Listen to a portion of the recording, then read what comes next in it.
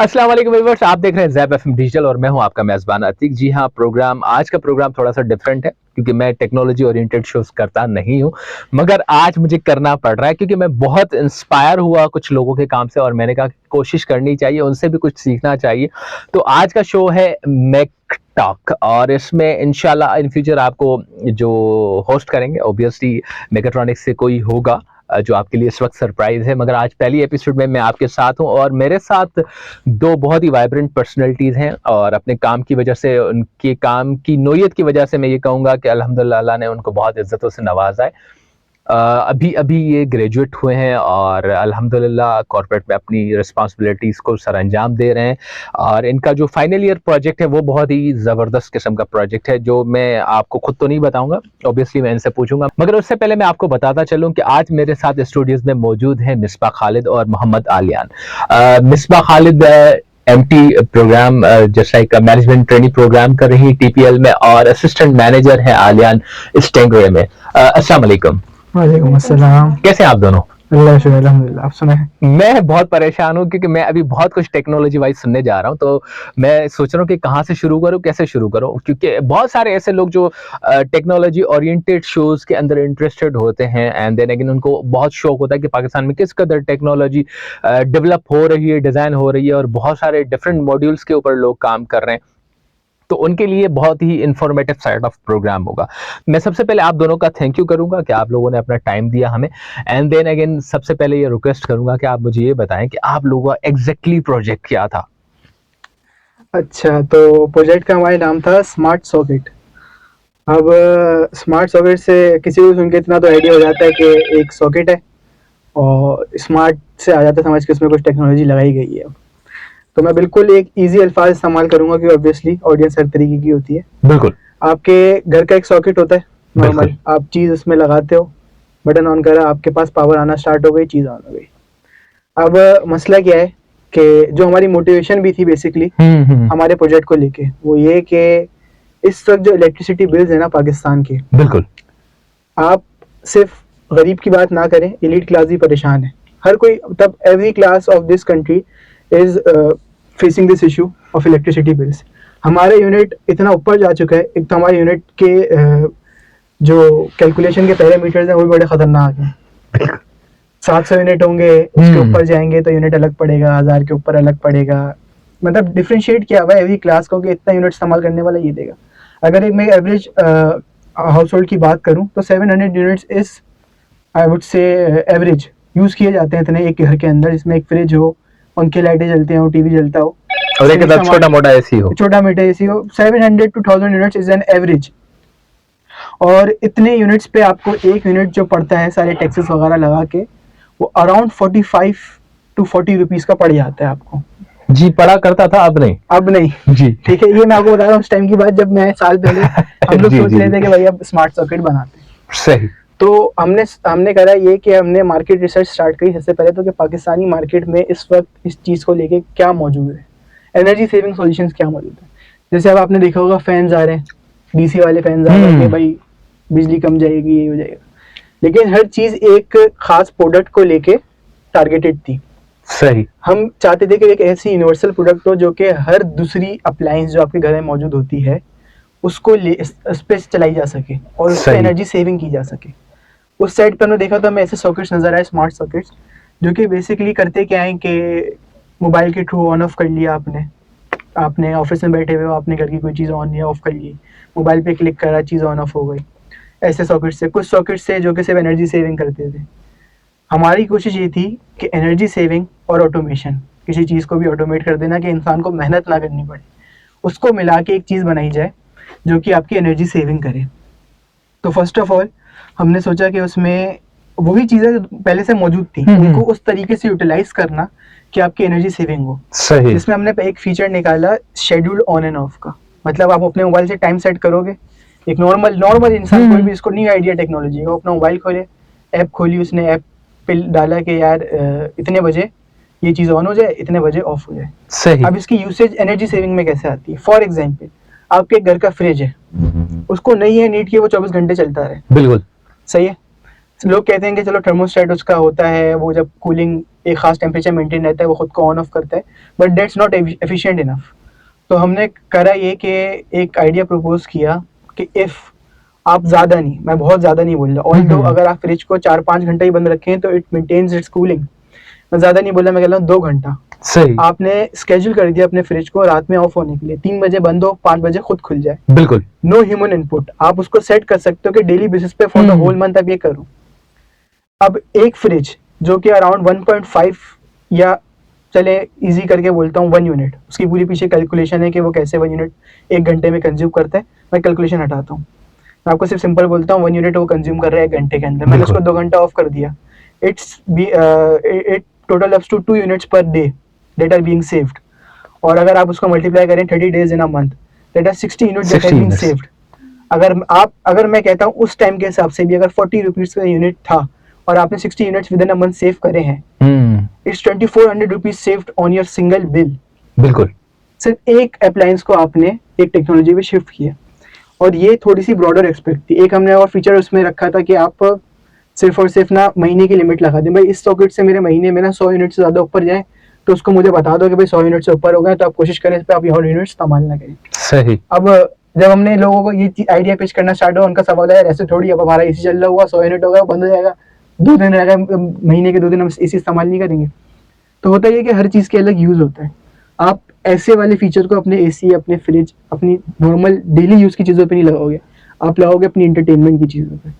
For example अपने gaming consoles पे, अपने कंप्यूटर पे जिस पे आपके बच्चे गेमिंग वगैरह करते हैं, आपके होम एंटरटेनमेंट सिस्टम पे, ऐसी चीज़ों पे आप ऐसे अपना फीचर यूज़ करोगे। और इस लिमिट रीच होने के बाद बेसिकली वो नोटिफिकेशन एक अलर्ट होता था, तो उससे आप ये हो जाते थे कि आप अब जो है आपके पास एक नोटिफिकेशन आ गया कि आपने लिमिट रीच कर लिया। अगर वो बंद हो जाता है खुद से तो सही आपको पता चल जाएगा, अगर आपने बंद नहीं करना तो वो भी उसमें फीचर था कि आपने फिर उस पर नोटिफिकेशन आ जाए तो फिर वो आप उसे देख लेंगे, आपको एक एटलीस्ट पता हो जाएगा कि आपने इतने यूनिट रीच कर लिए, तो फिर आप आगे आप वो हो जाएंगे कि केयरफुल कि अब आप आगे आपने करना है या नहीं करना। अच्छा, एक्चुअली जो मुझे अभी तक समझ में आया कि आपकी टेक्नोलॉजी से एक इंटीमेशन प्रोसेस शुरू होता था कि जिसमें आपको बता दिया जाता था कि आपकी लिमिट है और आप लिमिट को एक्सेस करते हैं, दैट्स अप टू यू कि आप कितना भी यूज करें, मगर हमारा मतलब जस्ट लाइक एक मेरा काम है चौकीदार करके बता दूं भाई होशियार रहो चोर आ गए, तो ये फीचर अवेयरनेस, एक अवेयरनेस भी क्रिएट और हो। जो मार्केट में अभी पाकिस्तान मार्केट में जो कि एक चीज़ नहीं है वो सबसे ज़्यादा ये है कि क्लाउड पे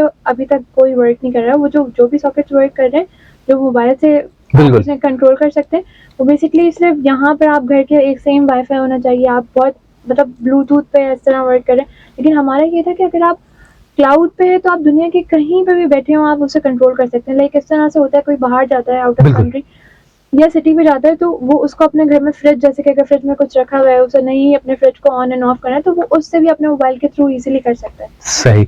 अच्छा, मतलब जिनको बोतल में डाल दिया, कोई मेहमान घर पे आया सडनली उसने कहा कि यार बल्ब ऑन हो गया, ठीक है टाइम हुआ फैन ऑन हो गया चलो भाई वो फ्रिज खोल रहा था, चलो हमारी टेस्टिंग में एक टेस्टिंग यही थी कि जो शेड्यूल अपना ऑन ऑफ को हमने उसको ऐसे यूज करा था कि एक आपकी गैरेज लाइट होती है रात में जलनी है, सुबह बंद है, लेकिन सुबह वो जब तक बंदा घर से कोई स्कूल के लिए ना निकले, ऑफिस के लिए ना निकले, वो जल रही होती है जबकि रोशनी हो चुकी है, तो वो जो 1-2 घंटा एक्स्ट्रा लाइट जल रही है फजूल में। अच्छा, बेसिकली आपका कॉन्सेप्ट एनर्जी सेविंग की तरफ ही जा रहा है, ठीक है, और एक इंसान की आसानी।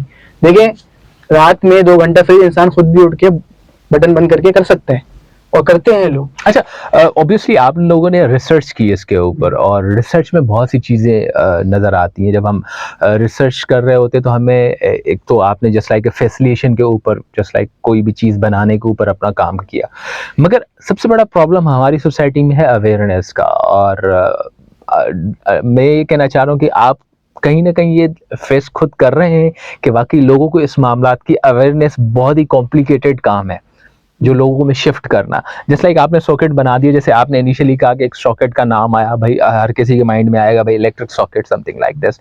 फिर आपने बात की एचडीसी फेंस वगैरह के हिसाब से प्रिजर्वेशन ऑफ एनर्जी। अगेन आपका कॉन्सेप्ट थोड़ा सा उससे डिफरेंट है क्योंकि प्रिजर्वेशन और सेविंग इज 2 डिफरेंट थिंग्स, ठीक है। अब जब ये सब चीजें हो रही होती हैं तो हमारी सोसाइटी में जब इमर्जिंग कॉन्सेप्ट्स आते हैं, जो मैंने पर्सनली फील किया है, लोग उसको एक्सेप्ट बड़ी मुश्किल से करते हैं और हम कहीं ना कहीं उनको बता रहे होते हैं कि ये पॉसिबिलिटी है, फिर भी उनका ये होता है नहीं यार ये होगा कैसे, ये कैसे। जैसे आप भी थोड़ी देर पहले आपने कहा कि हमारा ऐसे ही चल रहा है और चलते चलते बंद हो गया, यार ये तो कोई फैसिलिटी नहीं हुई।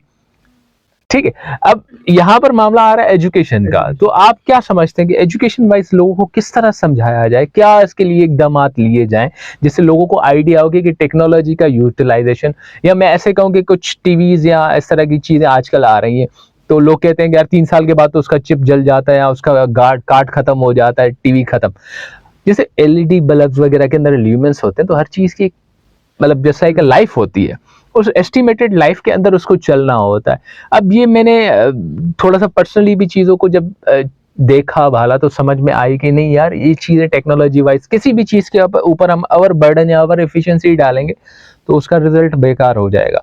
मुझे ये नज़र आता है कि एजुकेशन लोगों को इस मामले की देना कहीं ना कहीं हमारे यहाँ लेकिंग है। इसके ऊपर आप क्या कहेंगे? देखिए इसके ऊपर अगर मैं करूँ कि ये देखें हमारा एक प्रोजेक्ट था, अब आपने जो सवाल करा वो एक बिजनेस साइड पे या एक पूरी प्रोडक्ट डेवलपमेंट साइड पे, लेकिन ऑब्वियसली हमने सिर्फ उसका एज अ प्रोजेक्ट नहीं रखा था। हमारी एक तो सबसे अच्छी हमारी बात डिपार्टमेंट की है कि उनकी कोशिश ये होती है कि जो भी बच्चा प्रोजेक्ट बना रहा है वो उसको एज अ प्रोडक्ट समझ के बनाए, ताकि वो उसके बिजनेस एक्सपेक्ट को एक्सप्लोर करे।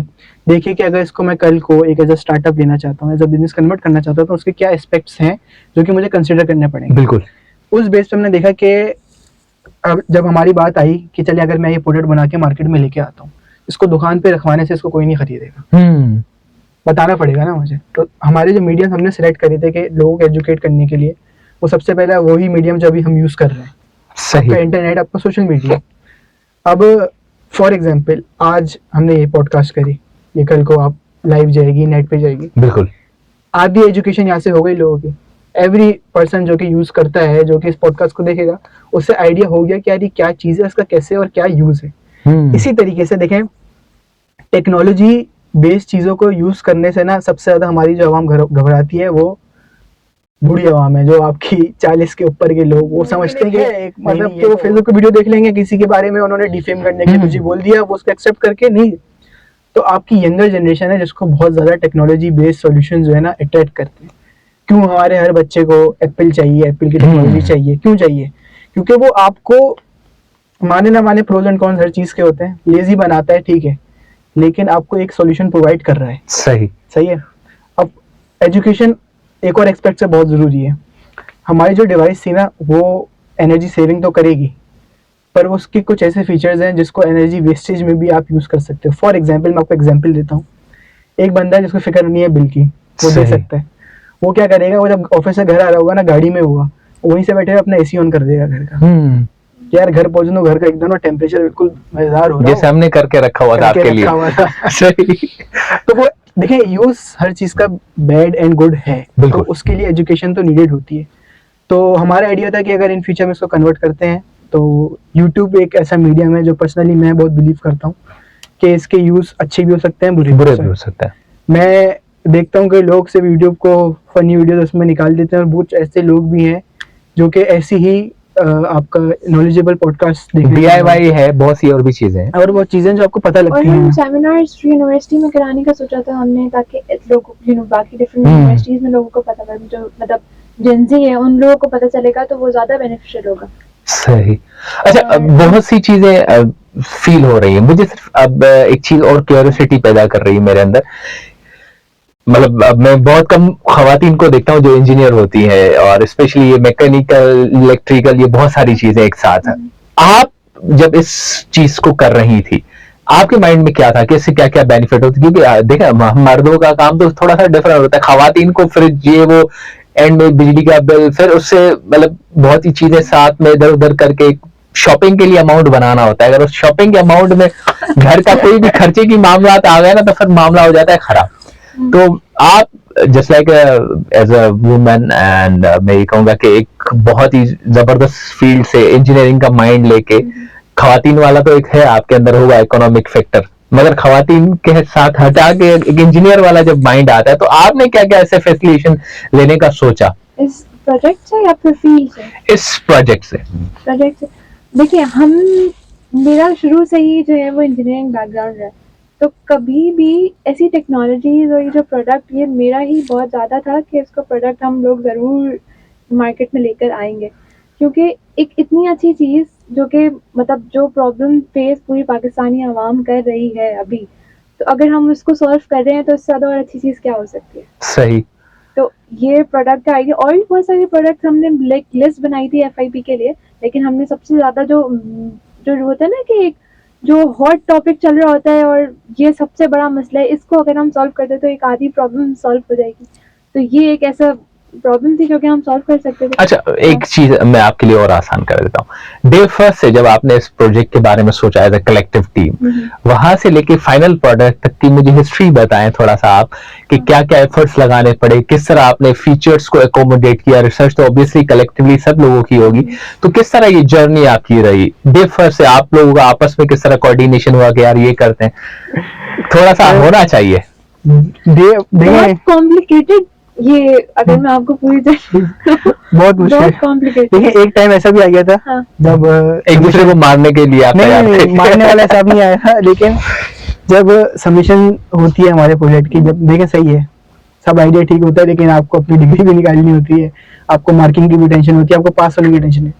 तो जब 2 महीने रह गए थे या महीना रह गया था ना सबमिशन के अंदर, तो हम लोग के माइंड में एक चीज आने लग गई थी, हमें डर होने लग गया था कि यार हमने अपनी कैपेबिलिटी से शायद बहुत बड़ी चीज ले ली है और हम शायद ना कर पाए, क्योंकि जब हमने स्टार्ट करा था मैं तो हाँ यार कर लेंगे। ओके, सो हुआ ये था कि हम लोग बैठे थे ऐसे ही, हम लोग जैसे कि डिफरेंट आइडियाज उस टाइम पे चल रहा था कि आपने बहुत सारे डिफरेंट आइडियाज निकाल के लाने, और आलियान की भी ये था पता, हम दोनों ने एक दूसरे की ड्यूटी लगाई थी कि आपने भी कुछ आइडियाज लेके आने और मुझे भी लेके आने, और फिर हम कलेक्टिवली उनको सर अपने जो हमारे सर आतिफ हैं सुपरवाइजर, उनके पास लेके जाएंगे, एंड देन फिर हम उनसे डिस्कस करेंगे कि जो सबसे अच्छा बेस्ट आइडिया होगा हम उसे उस पर वर्क करें।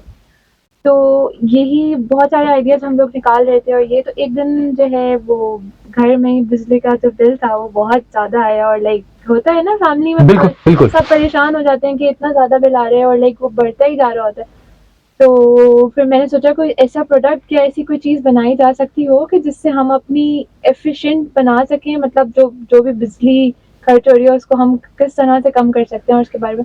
तो फिर हम दोनों ने ही मिलके रिसर्च करी उस पर कि हम और किस तरह से कर सकते हैं। तो ये इस तरह से मार्केट में प्रोडक्ट्स पहले से थे, लेकिन इतने एफिशिएंट नहीं थे, इतने ज़्यादा फीचर्स नहीं थे, तो हमने डिफरेंट बाहर जिस पे वर्क हो रहा है वो वाले हमने रिसर्च पेपर्स और ये सब पढ़े, और फिर हमने उस पर सोचा कि हाँ हम भी इस पर वर्क कर सकते हैं। लेकिन ये बहुत डिफिकल्ट टास्क था क्योंकि हम AC वोल्टेज पे कर रहे थे, तो बाहर DC है तकरीबन। हाँ, और ये लाइक अगर बैचलर्स लेवल पे आप देखें जो प्रोजेक्ट होते हैं उस पर इतना AC पे आप लोग वर्क नहीं कर होते, बिकॉज वो बहुत ज़्यादा रिस्की होता है। तो हमने स्टार्ट ले लिया था, और फिर हम लोग सारे अपने जो आइडियाज़ थे वो उनके पास, अपने सुपरवाइजर के पास लेके गए। तो उनको ये आइडिया बहुत अच्छा लगा जो हमारा जो था ना ये स्मार्ट सॉकेट वाला, तो उन्होंने कहा बेसिकली जो मैं क्रेडिट देना चाहूंगा सर आतिफ को इसमें, half of this idea was hymns, कि हम लोग क्योंकि स्टार्टिंग में एक आइडिया जो हमें बहुत ज़्यादा वो कर गया था क्लिक, वो था EV साइड पे, इलेक्ट्रिक व्हीकल के साइड पे। हम EV बाइक के लेके काफ़ी हम वो थे कि यार हम एक EV बाइक पे काम करें, और सिर्फ EV बाइक पे ना करें क्योंकि इट्स ऑलरेडी देयर लोकली, साथ में उसके चार्जिंग स्टेशन जो कि सोलर पावर्ड हो उस पर काम करें। बट एक वो बहुत बड़ा एक्सपेक्ट होता है, दूसरा आपको फाइनेंशियली भी देखना होता है कि आप क्या बेयर कर सकते हो वो प्रोजेक्ट या नहीं। रिसर्च एंड डेवलपमेंट में काफ़ी पैसा लग जाता है आपका। तो फिर जब हम सर आतिफ के पास बात को डिस्कस कर रहे थे, तो सर आतिफ ने यही स्मार्ट सॉकेट के बारे में एक इंट्रोडक्शन दिया ब्रीफ सा, कि एक ऐसी चीज़ होती है, अब आप लोग इसको देखो और आपको समझ आए कि हाँ यार एक प्रोजेक्ट हो सकता है, तो आके मुझसे आप फिर अपने वापस बात करना।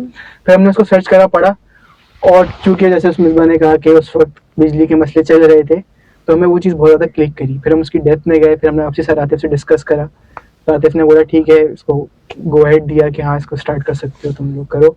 और फिर हमने उसका प्रपोजल प्रेजेंट करा, पूरी प्रेजेंटेशन होती है हमारी, प्रपोजल देना होता है, और सारे आपकी फैकल्टी बैठी होती है, वो कुछ उसमें चाहती है कि अमेंडमेंट्स हो जो कि हमारे बेनिफिट्स के लिए होते हैं। जैसे हम चाह रहे थे कि हम वॉल सॉकेट पे जाएं, उन्होंने बोला आप थोड़ा सा ईजी अपने लिए करो, उसको वॉल से बाहर निकालो, फॉर प्रोटोटाइप आप उसको एक ऐसा एक्सटेंशन बना लो, क्योंकि एक्सटेंशन और वॉल सॉकेट में खास फर्क नहीं है, ताकि मल्टी यूज में आ जाएगा, तार निकलेगी वही दीवार के अंदर जाएगा, वो लग जाएगा।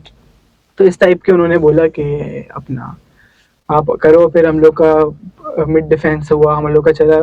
इवन जब हम कर रहे थे तो काफी अपना घर के ब्रेकर वेकर गिराए हमने सही सही वाले। तरीके से। हाँ, महंगे महंगे सेंसर हमने जलाए, क्योंकि सही है, अब आप स्टूडेंट होते हो, आपको चीजें कुछ आइडिया नहीं होती कभी।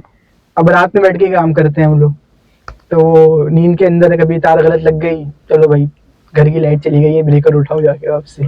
शुक्र है ब्रेकर था बीच में, ब्रेकर था बीच में। वरना पूरी वायरिंग का बेड़ा गर्क कर दिया। घर वाले परेशान की बिजली बचाने का बोला था, बिजली उड़ा और दी। सबसे बड़ा मसला ये कि जैसे आपने पहले भी बात की, एसी और डीसी दोनों बड़े ही जबरदस्त किस्म के मामलात हैं और दोनों डिफरेंट मीडियम्स हैं। एंड देन अगेन बाहर जो डीसी इस्तेमाल होता है उसमें जान का खतरा कम होता है, माल का खतरा हो सकता है। DC यहाँ पर एसी के अंदर जान का खतरा ज्यादा है, माल का खतरा कम है। हाँ देखिए, डीसी का क्या है कि डीसी अगर थोड़ा सा जो बेसिकली नॉर्मल उसमें यूज होता है वो काफी लो वोल्टेज होता है, उसमें जान का खतरा नहीं होता। लेकिन अगर डीसी मैं वही यूज कर रहा हूँ। हाँ, अगर एसी और डीसी, अगर मैं बोलूँ 240 वोल्ट्स एसी और 240 वोल्ट डीसी, एसी आपकी जान नहीं लेगा, डीसी आपकी जान ले लेगा। ऑब्वियसली एम्पियर्स का मामला हो जाएगा, मामला जी, सारा खराब हो डायरेक्ट जाएगा। करंट है वो कभी जीरो पे नहीं आता, वो आपको पकड़ के रखेगा। एसी आपको जीरो पे छोड़ देता है कि चलो मौका दे दिया, अब नहीं कुछ करना। एनीवेज, अच्छा ये जो सारे मामलात हुए, बहुत सी चीजें होती है। मतलब मैं ये कहता हूँ कि थीसिस के अंदर सबसे जो बड़ा कॉम्प्लिकेटेड सीन लगता है ना मुझे, वो लिटरेचर रिव्यू होता है। और क्योंकि एक रिसर्च पेपर नहीं पढ़ना होता, बहुत सारे रिसर्च पेपर पढ़ने होते हैं, डिफरेंट ऑथर्स के डिफरेंट चीजें। एंड देन अगेन आपने भी यही बात की कि आपने अपने प्रोडक्ट के अंदर डिफरेंट फीचरिंग्स रखी, जो सो फार अभी तक दो पता लगी कि आपने टाइम के ऊपर अपना ऑन ऑफ सीन का रखा है और क्लाउड की तरफ आप जा रहे हैं। तो मैं अब ये आपसे गुजारिश करूंगा कि मुझे डिटेल्ड अपनी फीचर्स के बारे में बताएं कि क्या क्या फीचर्स आपने रखे हुए हैं उसके अंदर। एंड देन अगेन इस वक्त अगर जब आप फॉर एग्जांपल ग्रेजुएट भी हो चुके हैं, तो with the passage of time आप उसमें क्या और ज्यादा पॉसिबिलिटीज देख रहे हैं? अच्छा, तो फीचर्स हमारे टोटल थे 3 और 2 एडिशनल हमने सेफ्टी फीचर्स दिए थे एक चीज़ को बस अच्छा करने के लिए। जो मेन 3 फीचर्स थे हमारे, वो एक आपने से पता schedule on end of, secondly था रिस्ट्रिक्टेड पावर कंजप्शन, जिसमें आप यूनिट्स ऑफ कंजप्शन रिस्ट्रिक्ट कर सकते हो फॉर द मंथ। थर्ड सिर्फ था real time power monitoring, basically आप मॉनिटर कर सकते हो कि सॉकेट पे कितनी पावर यूज़ हो रही है। उससे होता ये है कि वो कोई एनर्जी सेविंग नहीं कर रहा, बट एक अवेयरनेस जनरेट कर रहा होता है इंसान के अंदर कि यार इतने यूनिट हो गए, इतने यूनिट हो गए, इतनी बिजली चली गई। सेकेंडली काफ़ी चीज़ों पे एजुकेट भी करता है आपको, जैसे हमारे पाकिस्तानी अवाम को लगता है कि फ्रिज 24 घंटे चला लो, एसी नहीं चलाना, ज़्यादा बिजली खाता है। ऑल्दो इतना ज़्यादा डिफरेंस नहीं है दोनों की बिजली का इलेक्ट्रिसिटी कंजप्शन के अंदर। खैर, तो ये 3 मेन फीचर्स थे हमारे। 2 एक्स्ट्रा हमने जो सेफ्टी फीचर्स रखे थे वो थे voltage fluctuation safety. For example, आपका जो वोल्टेज फ्लक्चुएट करता है, जब आपके घर पे कभी वोल्टेज डाउन हो गया, अप हो गया, तो उसके लिए हम फ्रिज भी उड़ जाता है, टीवी भी उड़ जाता है, अक्सर स्टेबलाइजर होता है। लगाते हैं ना, तो उसकी नीड हमने ओमिट करने के लिए हमने वोल्टेज फ्लक्चुएशन सेफ्टी दी थी, जिसमें आपका जैसे ही वोल्टेज अप डाउन होंगे वो सॉकेट को ऑफ कर देगा ताकि अप्लायंस सेव हो जाए। सही। और दूसरा शॉर्ट सर्किट सेफ्टी थी। शॉर्ट सर्किट सेफ्टी मैं नहीं कहूँगा, लेकिन सॉकेट के अंदर आग लगने की सेफ्टी आप कह लें, कि अगर किसी अप्लायंस इशू या पीछे मेन सप्लाई से इशू की वजह से सॉकेट में आग लगने का खतरा होगा अगर, तो वो पूरी इलेक्ट्रिसिटी को वहाँ पे शट डाउन कर देगा और आपको नोटिफिकेशन दे देगा कि सर यहाँ पे कोई हमें इशू डिटेक्ट हो रहा है, जिसकी वजह से टेम्परेचर्स काफ़ी ज़्यादा राइज हो रहे हैं और आग लगने का खतरा है, तो प्लीज़ आप इसको किसी स्पेसिफिक बंदे को बुला के से चेक करवा लें। अच्छा, ये सारी चीजें जब आप कह रहे हैं तो क्या उसके लिए मोबाइल एप्लीकेशन वगैरह डिजाइन की गई थी? अपडेट्स किस तरह मिलेंगी उसकी? या अलार्मिंग कंडीशन है कोई, कुछ ऐसा सेंसर वगैरह आपने रखा था? हमने ऐप खुद से डिजाइन नहीं किया था, हमने थर्ड पार्टी ऐप यूज किया था, लेकिन हमारा आगे था कि अगर हम ये प्रोजेक्ट अगर आप एज अ प्रोडक्ट लॉन्च करेंगे तो हम अपना ऐप खुद डिजाइन जैसे करवाएंगे। थर्ड पार्टी जो ऐप होता है वो उसका इंटरफेस बनाया होता है, आपने कुछ चीजें उसमें अपने हिसाब से ऐड करके उसकी बैकएंड कोडिंग करनी पड़ती है अपनी माइक्रो कंट्रोलर के ऊपर, जिसके हिसाब से फिर वो वर्क और करेगा। बेसिकली हमने बाय करा था उसे, तो वो उसका क्लाउड बाय करना पड़ता है और फिर उसको आप अपने हिसाब से उस पे एडिट करना है, आपने जो फीचर्स ऐड करने हैं और से एस्थेटिक एंड क्रिएटिव जितना करना है आप कर सकते हैं। अच्छा, अभी क्या आपका इरादा है कि उस प्रोडक्ट को आप मार्केट में लेके आएंगे या उसी प्रोडक्ट के ऊपर अपने फ्यूचर में कोई और रिसर्च करना चाहेंगे? सर अभी जैसे फौरन अचानक से तो नहीं, क्योंकि जाहिर सी बात है अभी हम स्टूडेंट्स, अभी हमने पढ़ाई खत्म करी है। मैं एक बात बोलना चाहूँगी कि मैं जहाँ पे अभी जॉब कर रही हूँ TPL ट्रैकर में, तो वहाँ पे बेसिकली मैंने, क्योंकि उन्होंने मेरे प्रोजेक्ट देखे थे जब मेरा इंटरव्यू हुआ था, तो फिर जब मैं वहाँ पे जब हो गई और फिर लाइक तो उन्होंने बोला कि उन्होंने मुझसे पूछा था, लाइक उनको ये मेरा आइडिया बहुत अच्छा लगा था स्मार्ट सॉकेट का। तो उन्होंने कहा अगर हम एज अ प्रोडक्ट इसको लॉन्च करना चाहें तो आपका मतलब क्या होगा और लाइक सारी चीज़ें। तो मैंने उन्हें बहुत सारी चीज़ें बताई कि इस प्रोडक्ट के बारे में आप इस तरह से लॉन्च कर सकते हैं, तो उन्हें बहुत अच्छा लगा। उन्होंने कहा हाँ हम ये प्रोडक्ट लॉन्च करते हैं। बेसिकली वो लोग अपने प्रोडक्ट्स, मैं वहाँ पे एज वो ही कर रही होती हूँ कि प्रोडक्ट चाहिए तो वो डिफरेंट प्रोडक्ट होते हैं, उनको आपको हर चीज़ उसकी देखनी होती है। तो उन्होंने ये कहा कि ये प्रोडक्ट बहुत अच्छा है और आप इस पर वर्क कर सकते हैं। तो और बस ये होता है कि वो आइडिया अभी अगर जैसे कि मैं अगर इसको हट जाऊँ और लाइक खुद से अपना ये प्रोडक्ट लॉन्च करना चाहूँ, तो अभी इनिशियल लेवल पे ना मेरे पास इन्वेस्टमेंट है और लाइक कुछ भी है, मतलब मैं खुद से ये नहीं कर पाऊंगी। तो अगर मैं वहाँ पर अपना ये आइडिया उन्हें बताऊँ और लाइक वो लोग इस पे वर्क, मतलब हम सब मिलके वर्क करें, हम जो टीम है पूरी, तो ये बहुत अच्छा प्रोडक्ट लॉन्च हो सकता है। सही। अच्छा, बज़ाहिर बहुत सी चीजें होती हैं लाइफ में, मगर जो स्टूडेंट टाइम होता है वो गुजर जाने के बाद याद आता है कि यार हमने बहुत अच्छा टाइम गुजारा या बहुत बुरा टाइम गुजारा। कुछ कोर्सेज होते हैं जो कहीं ना कहीं सर दर्द होते हैं और वबाले जान होते हैं। मैं बड़ा अजीब स्टेटमेंट दे रहा हूँ, सर दर्द और वबाले जान। आपकी लाइफ में मेकाट्रॉनिक्स के अंदर कौन सा सब्जेक्ट ऐसा था, सब्जेक्ट की बात चल रही, टीचर वीचर की बात बिल्कुल बिल्कुल टेंशन न लें, सही है? तो आप मुझे ये बताएं कि कौन सा ऐसा सब्जेक्ट था जो वबाले जान था, आपने कहा अल्लाह रसूल बस निकाल दे, या अल्लाह तू बख्श दे, हमने जितना गुनाह करना था कर लिया, बस ये सब्जेक्ट निकल जाए। मेरे लिए तो एक ही था, एमएमपी शॉर्ट फॉर्म है उसकी, मटेरियल्स एंड मैन्युफैक्चरिंग प्रोसेसेस। मेरे लिए पावर इलेक्ट्रॉनिक्स है। अच्छा, इलेक्ट्रॉनिक्स बचा रहे हैं और वो उसी से ही डर रहे हैं। अच्छा भाई, अच्छा सब्जेक्ट के अंदर उस टाइम पे मुझे बिल्कुल मतलब पावर इलेक्ट्रॉनिक्स, और मतलब मैं चली भी गई थी आउट ऑफ कंट्री, तो फिर मैं वापस आई थी तो मैं तो ज़्यादा उस पर टाइम नहीं दे पाई थी। तो वो फिर मतलब बहुत होता है ना, आपने बहुत कम टाइम है अब आपके पास और आपको ये कोर्स निकालना है, तो वो शायद इस वजह से ज़्यादा लगा। ब्रेकर भी बहुत सारे आप लोगों ने वैसे ही घर के खराब किए आपने। तो वही ना, गलतियां करके तो आप सीख जाते हैं ना। अच्छा, अगेन मैं आपसे भी यही पूछना चाहूंगा कि उस जो एमएम आप बता रहे हैं उसके अंदर क्या ऐसी कॉम्प्लिकेशंस आपको फेस करनी पड़ी? ये तो चले बाहर चली गई थी। मसला ये था, मटेरियल्स एंड मैन्युफैक्चरिंग प्रोसेसेस जो एक कोर्स है ना हमारा, वो बेसिकली पूरा बेस करता है कि अगर कोई चीज़ को आपको मैन्युफैक्चरिंग करनी है उसकी, तो उसके लिए क्या मटेरियल होना चाहिए, क्या प्रोसेस यूज होना चाहिए। तो हर चीज़ एक खास मटेरियल और ख़ास प्रोसेस के साथ ही बनाई जाती है। तो अगर वो चीज़ वैसे ना की जाए तो फिर मसला होगा आपको। तो वो चीज़, अब वो थी पूरी थ्योरी बेस्ड और रट्टा बेस्ड थी। आपको चीज़ याद करनी है, उसमें कोई समझने की इतनी खास बात नहीं होती। और मेरा हमेशा से मसला ये रहा है कि मुझसे चीज़ याद नहीं होती। अगर मैं अपनी स्टार्टिंग से पढ़ाई की बात करूँ, 9 matric first year second year, तो जो मुझे किसी सब्जेक्ट में मुश्किल नहीं होती थी सिवाय पीएचटी और असाइनमेंट के, क्योंकि याद करना पड़ता है। मुझसे याद नहीं होती कोई चीज़, मैं समझ लूंगा, समझने के बाद आप मुझसे 10 साल बाद भी वो चीज़ पूछ लो, मैं उसको एक्यूरेट बता सकता हूँ जो मैंने 10 साल पहले सुनी या समझी थी। लेकिन जहाँ बात आती है याद करने की, ना तो मुझे उससे वो चीज़ पढ़ी जाएगी, और दूसरा मुझे नींद आना स्टार्ट हो जाती है। मेरे अक्सर होता था कि उस क्लास में मेरी आँख लग जाती थी, मैं सोना स्टार्ट हो जाता था, क्योंकि मैं वो इतनी ड्राई चीज़ नहीं पढ़ सकता। मुझे नहीं होता कि मैं कोई रट्टे वाली चीज़ पढ़ लूँ, रट्टा लगता ही नहीं है मुझसे। बस आप समझा दो, सही है, समझ लिया तो मैं कर लूंगा, नहीं समझ आया तो मैं नहीं कर सकता बस। अच्छा भाई, ये तो हमने बात की कि कुछ तल्ख मामलात की। कोई ऐसा सब्जेक्ट जो आप लोगों को लगता हो कि यार काश पूरी डिग्री मेकाट्रॉनिक्स की सब्जेक्ट में गुजरती, इतने मजे से डिग्री आ जाती। मतलब आपका most favourite all the time subject कौन सा रहा दोनों का? मेरा तो इंजीनियरिंग ड्राइंग था। सही, सारे दिन वाला पेपर। क्या ऐसा क्या अच्छा लगता था? क्योंकि वो सॉलिड वर्क्स पे जो भी कैड मॉडलिंग वगैरह होती थी, तो वो लाइक मुझे बहुत पसंद है और लाइक मैं बहुत अच्छी भी हूँ उसमें। तो वो मुझे बहुत लाइक मज़ा आता था उसमें करने, जैसे आपको कुछ पढ़ना याद करना नहीं है, आपको सिर्फ ड्राइंग करनी है। और लाइक ड्राइंग में मतलब आसान भी होती थी, लेकिन वो कंपेरेटिवली थोड़े से कलर्स और जो चीज़ें होती हैं वो कंप्यूटर पे करनी होती थी, तो लाइक।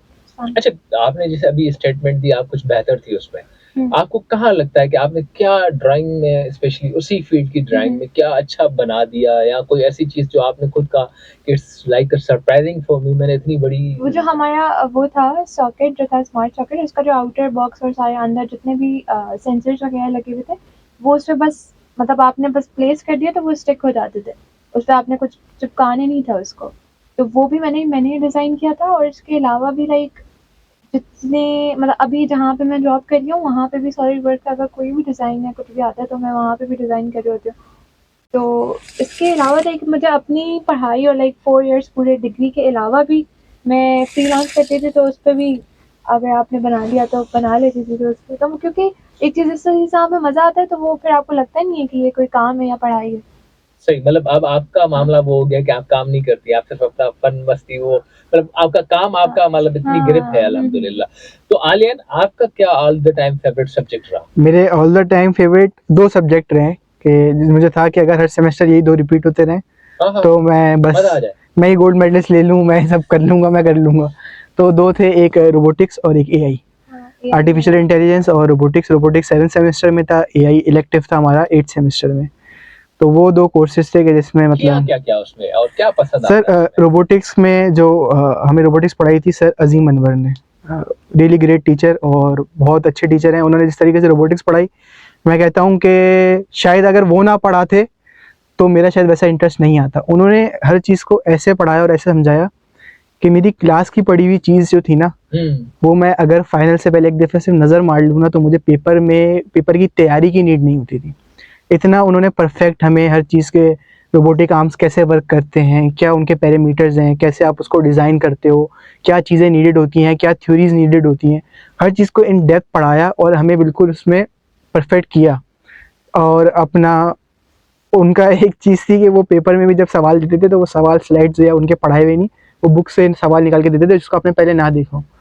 तो आप जब उनको सॉल्व करने बैठते थे तो ड्यूरिंग पेपर भी एक अच्छी चैलेंजिंग चीज़ होती थी कि यार आप इसको सॉल्व करना है, सही। इस रोबोटिक आर्म को सॉल्व करना है आपने। तो वो इतना, और स्टार्टिंग से मुझे रोबोटिक्स का काफ़ी शौक था। एक चीज़ थी जो 50% ऑफ द मेरा इंटरेस्ट मैकाट्रॉनिक्स लेने का उस वजह से था। सही। तो वो कोर्स पढ़ने में मुझे काफ़ी मज़ा आया और मैं बोलूँगा कि बहुत ईज़िली मैंने उसको क्लियर किया था। सही। अच्छा, ठीक इसी तरह से जैसे आप भी कुछ एआई के बारे में कुछ कहना चाह रही थी। एआई बहुत अच्छा है। अगर उसमें आप जिस तरह से हमारे डॉक्टर उमर हैं उन्होंने पढ़ाया था, वो भी बहुत अच्छे टीचर हैं। मेरे तो सेकंड मोस्ट फेवरेट टीचर हैं। सेकंड मोस्ट फेवरेट यानी फर्स्ट फर्स्ट कोई और कोई है। याद है? चलिए फर्स्ट तो ऑब्वियसली सर आतिफ हैं क्योंकि वो बहुत अच्छे सुपरवाइजर थे। हमने उनको इसीलिए सिलेक्ट किया था बिकॉज बहुत ज़्यादा वो बिल्कुल बच्चों के साथ जब वो जैसे कि आप बात कर रहे थे तो बिल्कुल उन्हीं की तरह से बात करते हैं कि उनको समझाएं और बहुत अच्छे हैं। सही, बहुत पोलाइट है, हाँ। बहुत अच्छा।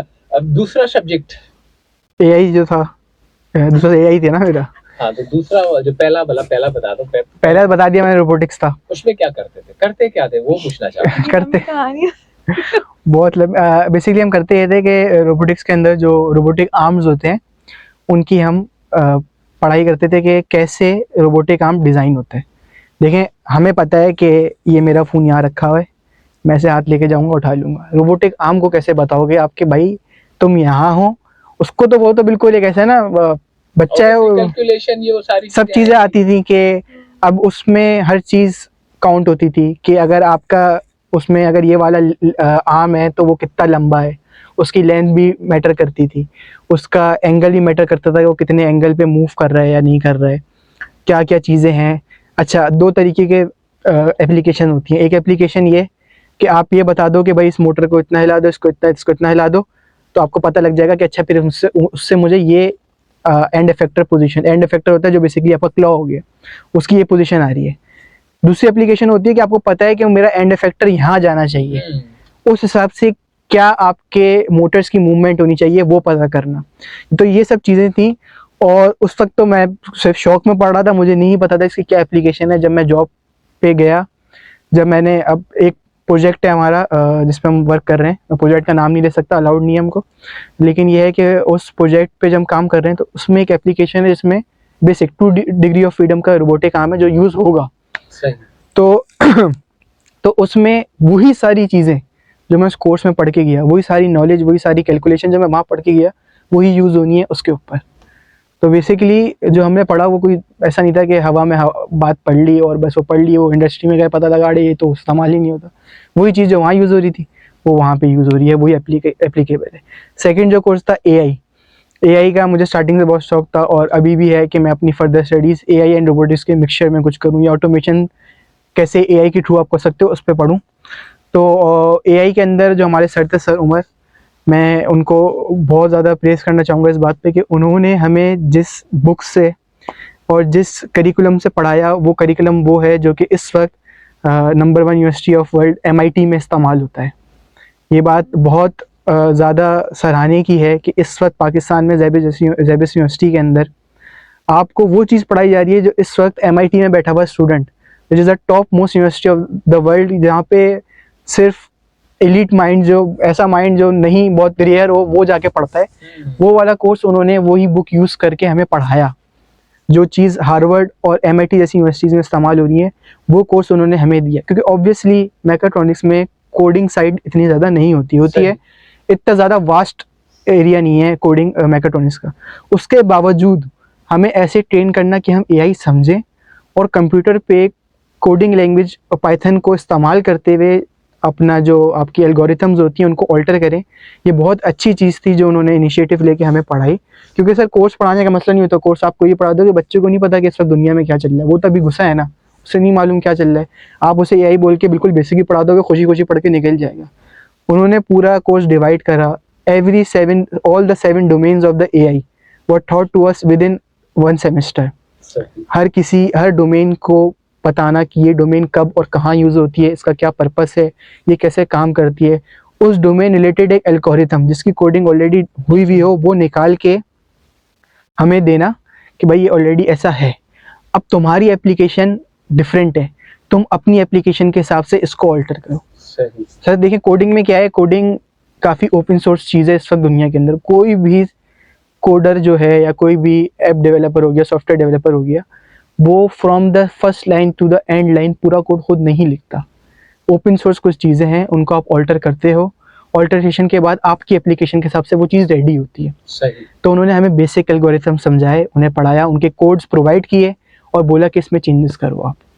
तो उस वजह से कोई बहुत ज़्यादा AI नहीं पढ़ ली, लेकिन AI की एक अच्छी फर्म बेस आपकी बन गई। और मेरा मानना है कि किसी चीज़ की आपकी बेस अच्छी हो तो आप उसमें बहुत अच्छा करते हो। एक स्टूडेंट जिसकी, मैं कहता हूँ कि अगर कोई स्टूडेंट है जो अब यूनिवर्सिटी लेवल पे और उसकी मैथ्स बहुत अच्छी है, तो उसकी मैथ्स अच्छी इसलिए नहीं कि वो मैथ्स पढ़ता है, उसकी मैथ्स अच्छी इसलिए कि उसका कोई टीचर था जिसने उसे 2, 3, 4, 5 क्लास में उसकी मैथ की बेस अच्छी कर दी। तो जब आपकी बेसिक्स अच्छी हो तो आप आगे बहुत ज़्यादा एक्सेल करते हो उस चीज़ में। सही, वेरी ट्रू। अच्छा, ऑब्वियसली वक्त भी अपनी तेजी के साथ जा रहा है और सवाल तो मेरे जहन में बहुत सारे आ रहे हैं, मगर एक सवाल बहुत इंपॉर्टेंट है जो आ रहा है। इमर्जिंग फील्ड्स के हवाले से लोग बहुत कंफ्यूज होते हैं कि यार ये नई फील्ड है, पता ही नहीं है, ये तो इंजीनियर सुननी पहली बार आ रहे हैं कि भाई कोई मैकेट्रॉनिक्स भी होता है। ऐसा हुआ होगा? जी बिल्कुल, ठीक है। आज भी जिसको बताता हूँ मैकेट्रॉनिक्स पढ़ी, पहले सवाल करते हैं क्या है। कल ही मेरे साथ हुआ है, मैं एक इंटर्न को बता रही थी अपने ऑफिस में कि ये कौन सी फील्ड है। नहीं पता, लोगों को नहीं पता मैकेट्रॉनिक्स क्या है। अच्छा जी, अब इस मामले को करते हैं हम आसानी की तरफ। मैं आपसे ये जानना चाह रहा हूँ, दोनों से सेम सवाल है कि अगर आप मैकेट्रॉनिक्स के बारे में सोच रहे थे, जब आप ज़ैबिस में नहीं आ रहे थे, तो ये आपके पास सोच कहाँ से आई? ये डिसीजन लिया आपने, 4 साल गुजारे, 4 साल के बाद आप कहाँ देखते हैं कि आपका डिसीजन अच्छा था, बहुत अच्छा था, बेहतरीन था, क्या था? मेरी नज़र में मेरा डिसीजन बेहतरीन था। मैंने मेरी बेहतरीन था। हाँ। बहुत अच्छा था। कि कैसे पता चला मैकेट्रॉनिक्स होती है? देखिए सर, पता चला जब आप स्टूडेंट यहाँ पर नहीं थे तो? मैंने मैकेट्रॉनिक्स जो ऑप्ट करी थी जब मैं यूनिवर्सिटी एडमिशन में चल रहा था, मैंने टेस्ट सिर्फ 2 जगह दिए थे, एक फास्ट में फर्स्ट CS, घर वालों को एक उस टाइम पे दौर चला था कोई 4-5 साल पहले, CS पढ़ लो और निकलोगे और नौकरी। जब एडमिशन दे रहा था 2 जगह मैंने टेस्ट दिया था, एक फास्ट में फॉर CS और एक ज़ैबिस में CS एंड मैकेट्रॉनिक्स के लिए। दोनों जगह CS का टेस्ट देने की वजह थी फैमिली के, भाई वो उस वक्त एक दौर चला था कि भाई CS कर लो, सॉफ्टवेयर इंजीनियरिंग कर लो, तुम निकलोगे नहीं तो मैं जॉब मिल जाएगी, अच्छी पे होगी।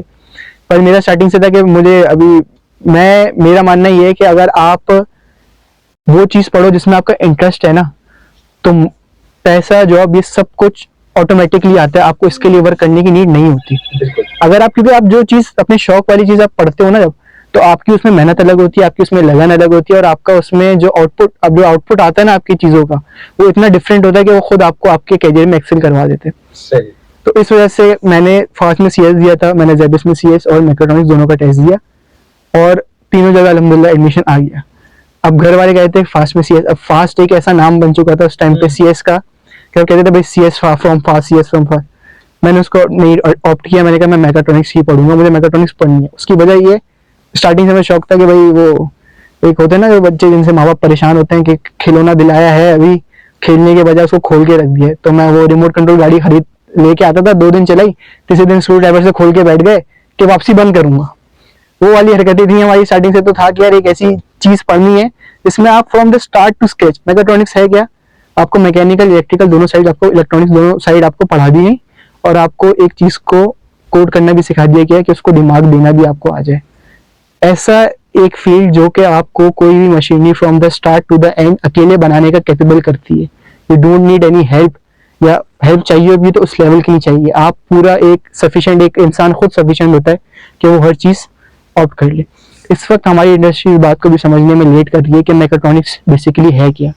मैकेट्रॉनिक्स इंजीनियर अगर किसी कंपनी में होना, सबसे ज्यादा फायदा ये होता है कि आपने एक बंदा रखा हुआ है इलेक्ट्रिकल का, आपने एक बंदा रखा है मैकेनिकल का। इलेक्ट्रिकल वाला छुट्टी पे गया अगर और पीछे इलेक्ट्रिकल का इशू आया, मैकेनिकल वाला उसका कुछ भी नहीं कर सकता, आपका ऑपरेशन रुक गया इस वक्त। Where as you opt to mechatronics engineer, mechanical का इशू आया तो भी एक बंदा देख सकता है, इलेक्ट्रिकल का इशू आया तो भी वो बंदा देख सकता है। एक को छुट्टी पे जाना भी है तो दूसरे का होना काफी होता है वहां पे। सही। इस तरीके से, इस एक्सपेक्ट से अभी हमारी इंडस्ट्री नहीं सोच रही। हमारी इंडस्ट्री वही पैसे को लेकर सोचती है कि मैं मैकेट्रॉनिक्स को रखूंगा तो उसकी डिमांड ज्यादा होगी। सही है, अब कुछ भी तो रहना, आपको डिमांड से क्या परेशानी। हमारा एक तो है ना, वो इंजीनियर निकला है, उसको 25,000 पे रख लो यार, बस 25,000 पे आ जाओ, इससे ज्यादा तो मैं नहीं दे सकता तुमको। वो वाली एक थिंकिंग है, उसको जाने में भी टाइम लगेगा। और मैकेट्रॉनिक्स ऐसा नहीं, नई फील्ड है। Mechatronics was first started in I guess 1970s और 80s। तब से ये फील्ड है, पाकिस्तान में लेट आई, और लेट आने के बाद अभी एक्सेल नहीं कर पा रही क्योंकि लोगों को अवेयरनेस नहीं है मैकेट्रॉनिक्स को लेकर, मैकेट्रॉनिक्स है क्या। अब जब मैं निकला पढ़ाई करके तो मुझे क्यों लगा मेरा फैसला बेहतरीन है। मैं जिस जगह जॉब कर रहा हूँ वहां पे I am the only mechatronics engineer, हाँ, तो मैकेट्रॉनिक्स इंजीनियर और कोई नहीं है। एंड आप यकीन करें, मुझे बड़ा अच्छा लगता है कि I am very respected out there in my company कि यार ये मैकेट्रॉनिक्स इंजीनियर है। एवरी डिपार्टमेंट, जब मैं यहाँ पे गया, काफी सारे हमारे डिपार्टमेंट्स हैं, मैं हूँ एनसीडब्ल्यू डिपार्टमेंट में, मैं जिस डिपार्टमेंट में हूँ हर दूसरे डिपार्टमेंट चाह रहा था कि ये हमारे पास आके काम करना स्टार्ट कर दे, ये हमारे डिपार्टमेंट में आ जाए। क्योंकि मैकेट्रॉनिक्स की जो लोग इंजीनियरिंग फील्ड में हैं और प्योर इंजीनियरिंग वर्क कर रहे हैं, उन्हें आइडिया है कि व्हाट इज मैकेट्रॉनिक्स और इसकी क्या फ्यूचर है, क्या एक्सपेक्ट है। फॉर एग्जाम्पल, जब मैं पढ़ाई करके हट रहा था तो मैंने जब जॉब हंटिंग स्टार्ट करी, मैंने जॉब हंटिंग को अपनी लोकल नहीं रखा था, मैंने इंटरनेशनल जॉब भी सर्च करी। आप यकीन करें, मैं जब लिंक्डइन पे और इंडीड पे जॉब सर्च कर रहा था मैकेट्रॉनिक्स इंजीनियर लिख के, लोकली पाकिस्तान में मुश्किल से मुझे कोई 2 या 3 जॉब नजर आ रही थी। वेयर में एक लोकल साइट है स्टेपस्टोन करके, जर्मनी की, मैंने वहां जब मैकेट्रॉनिक्स इंजीनियर लिखा तो वहां पे इतने मैकेट्रॉनिक्स इंजीनियर की जॉब्स के रिजल्ट्स थे कि मैं परेशान हो गया था कि इसमें फिल्टर कैसे करूं यार, मैं कैसे मैं इसमें देखूं कि यार मुझे इनमें से इतना ऑप्शन कि आप सोच नहीं सकते। Around 15,000 research results related to mechatronics, जिनमें उनकी डिमांड थी एक मैकेट्रॉनिक्स इंजीनियर की। लेकिन आप, अब मसला ये है कि हम पाकिस्तान वाले, जब हमारे यहाँ गाड़ी 4 साल 5 साल बाद आती है, नई जो लॉन्च होती है बाहर, तो हम उसी स्पीड पे चल रहे हैं और पता नहीं कब तक चलेंगे ऐसी स्पीड पे। अल्लाह बेहतरीन कारसाज है। आप क्या कहना चाहिए? अच्छा, मैं बताऊंगी कि मुझे हमेशा से जो इंटरेस्ट था वो था एवियोनिक्स और एविएशन साइड पे, बट कराची में कोई ऐसी यूनिवर्सिटी नहीं है जो कि एविएशन कराती हो। तो अब फिर मैंने सोचा कि मतलब एरोनॉटिकल इंजीनियरिंग जो होती है, तो फिर जब मैंने उस टाइम पे मुझे नहीं पता था, जब मैं ये देख रही थी अपनी यूनिवर्सिटी की मैकेट्रॉनिक्स इंजीनियरिंग भी एग्जिस्ट करती है, तो जब फिर ज़ाबिस्ट और 1-2 यूनिवर्सिटीज़ हैं जो कराची में कराती हैं, तो मैंने ज़ाबिस्ट को ही अपना रखा था एक, कि मैं ज़ाबिस्ट अगर मैकेट्रॉनिक्स इंजीनियरिंग करूँगी तो ज़ाबिस्ट से ही करूँगी, अदरवाइज दूसरे ऑप्शन रखे। सही। तो ज़ाबिस्ट में मेरा हो गया लकीली। तो फिर मैकेट्रॉनिक्स इंजीनियरिंग लेने से पहले मेरा ये था कि इसमें रोबोटिक्स और ये सब थोड़ा सा लाइक कूल लगता है कि आपने ये सब पढ़ा हुआ हो और आपको आता हो, लाइक स्क्रैच से अगर आप एक रोबोट बनाओ खुद से। मुझे यही था कि मैं मतलब अगर मैं ग्रेजुएट होती हूँ 4 इयर्स बाद, तो मैं एक स्क्रैच से अपना एक रोबोट बनाऊंगी। लेकिन ऐसा मतलब पूरा वैसा वाला तो नहीं बनाया, लेकिन वो एक, अगर किसी को आप मतलब जो नॉन टेक्निकल बंदा हो, अगर आप उसे बोलें कि रोबोट बनाना, तो उसके दिमाग में पहले यही आता है कि वो जिसके फेस एंड हाथ और वो पाँव वाला रोबोट। लेकिन बेसिकली रोबोट उसको नहीं कहता अगर आपका कोई भी एक काम मशीनरी कर रही हो जो कि ह्यूमन को करना चाहिए, लेकिन अगर आप उसको ह्यूमन को हटा के कोई मशीन कर रही हो तो उसको भी आप रोबोट ही कहते। तो हम लोगों ने बनाए ऐसी चीज़ें बहुत सारी अपने पूरे 4 ईयर प्रोग्राम में, जो कि इस तरह से रोबोट ही थे बेसिकली। तो ये बहुत बड़ा, अगर आप किसी को बताते हैं कि हमने ये बनाए थे, हमने बहुत अच्छा प्रोजेक्ट बनाया था जिससे हम हैंड गेस्चर से अपनी कार को कंट्रोल करते थे। तो गाइस सबसे इम्पोर्टेंट चीज़ है कि मुझे बहुत कुछ आप लोगों से आज सीखने को मिला, बहुत सी चीज़ों के बारे में भी। और अगेन बात ये भी मैंने रखी जैसे कि भाई इंजीनियर्स को रखना पड़ेगा इन फ्यूचर, खुदा ने ऐसा कोई मौका दिया बिजनेस करने का। सबसे पहले once again thank you so much, आपने अपनी मसरूफियत को देखते हुए भी हमें टाइम दिया। सो व्यूअर्स, इसी के साथ आज के प्रोग्राम का इख्तिताम का टाइम हुआ चाहता है। इंशाल्लाह अगली एपिसोड में फिर आपके साथ और बहुत इनोवेटिव आइडियाज लेकर आएंगे हमारे और बहुत सारे टीम मेंबर्स एंड हमारे पास जो अलमनाइज होंगे या फाइनल ईयर के स्टूडेंट्स होंगे। तो stay tuned, this is Zeb FM digital.